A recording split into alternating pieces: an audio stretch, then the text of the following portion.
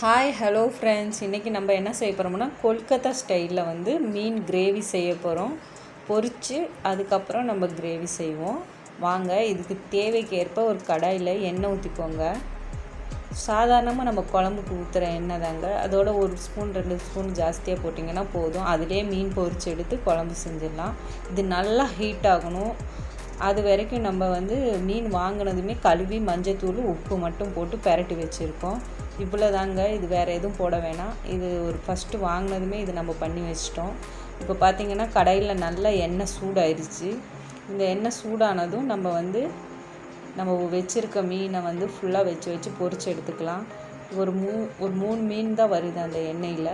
இப்படியே நம்ம இருக்கிற மீனெல்லாம் இப்படியே லேசாக பொரித்து எடுத்துக்கலாம். லேசாக தாங்க, ரொம்பலாம் பொன்னிறமாலாம் பொரிக்கணுன்றது இல்லை. லாஸ்ட்டில் நம்ம கிரேவியில் போட்டு வேக வைக்க போகிறதுனால லேசாக தான் பொரித்து எடுத்துக்கணும். இப்போ பார்த்திங்கன்னா ஓரளவுக்கு பொரிஞ்சிருச்சு. நம்ம இதை எடுத்துடலாம். எடுத்து வச்சுட்டு இதே மாதிரி நம்ம இருக்கிற மொத்த இதையுமே 1 கிலோ மீன் வாங்கியிருக்கோம். அந்த 1 கிலோ மீனையும் அப்படியே பொரித்து எடுத்துக்கிட்டாச்சு.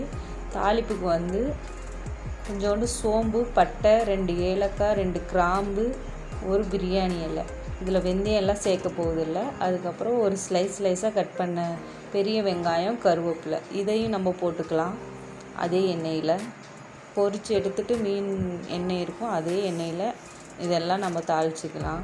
இப்போ இது நல்லா பொன்னிறமாக வரணும். இப்போ பார்த்திங்கன்னா நல்லா பொன்னிறமாக வந்துடுச்சு.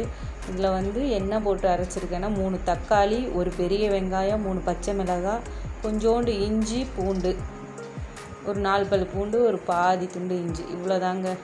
இதை போட்டு அரைச்சிருக்கேன். அதை நல்லா அந்த எண்ணெயில் பெரட்டி விடலாம். இப்போ தேவைக்கேற்ப மஞ்சத்தூள், உப்பு மட்டும் போட்டுக்கலாம்.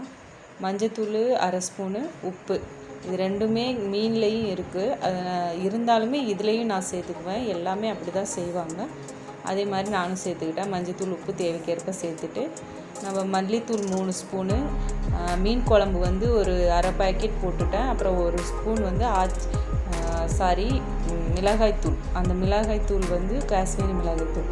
அது இங்கே பார்த்திங்கன்னா நல்லாவே எண்ணெய் புரிஞ்சு வந்துடுச்சு. இந்த டயத்தில் நம்ம மல்லித்தூள், அப்புறம் மீன் குழம்பு மசாலா, மிளகாய்த்தூள் இதெல்லாம் எடுத்து வச்சுருக்கோம். அதை எடுத்து நம்ம போட்டுக்கலாம்.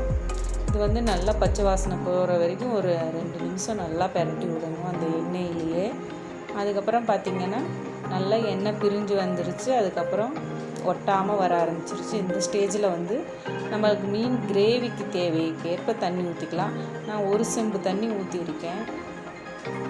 1.5 செம்பு தண்ணியே ஊற்றிருக்கேன். அது நல்லா கொதித்து மீன் போடும்போது நல்லா திக்காக வரும். அதனால் இப்போதைக்கு 1.5 செம்பு போட்டு அதை மூடி போட்டு கொதிக்க வச்சுட்டேன். கொதிக்க வச்சதுக்கப்புறம் பார்த்திங்கன்னா நம்ம இந்த ஸ்டேஜ் சும்மா கொதித்தா மட்டும் போதும். இந்த ஸ்டேஜ் இருக்கும் போதே நம்ம மீன் போட்டுக்கலாம். மீன் நல்லா போட்டு விட்டுட்டு எல்லா மீனையும் நல்லா அந்த கிரேவியில் டிப் பண்ணி விடணும். மீன் கொஞ்சம் மேலே தூக்கிட்டு இருக்குது. கிரேவி டிக்காக தான் ஆகும். நல்லா சூப்பராக செம்ம டேஸ்ட்டாக இருக்கும். ஒரே ஒரு டைம் இது மாதிரி பண்ணி பாருங்கள். அவ்வளோதான். நம்ம கொத்தமல்லியை தூவிட்டு ஒரு 5 நிமிஷம் மூடி போட்டு வேக வச்சிடலாம்.